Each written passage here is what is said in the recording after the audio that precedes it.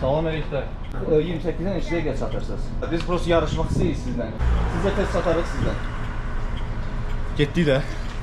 Bugün 46 ilə yarışırıq. Bizim yolumuz olacaq hardasa 12 kilometr. Bəxtimiz gətirsə biraz tıxac olar. Shit!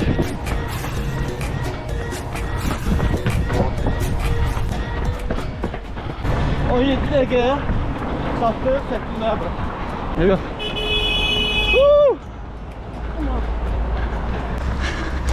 Getdi. İşlədi. Keçdi day bizi. Dayday bizi keçdi. Amma həvəsdən düşmürük.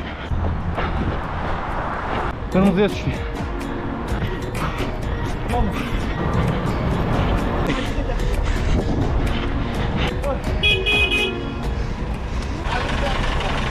3 dəqiqə gec gəldik sizə. Ayda. 3 dəqiqə gecikdik. Nə deyə bilərsən? Heç nə, heç nə. Qardaş, oturun oturduğunuz yerdə kiçik şeylərlə məşğul olmayın.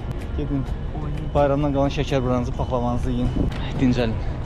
Avtobusa düzdük. Ən pis odur ki, hələ geri qayıtmalıyıq. 12 kilometr.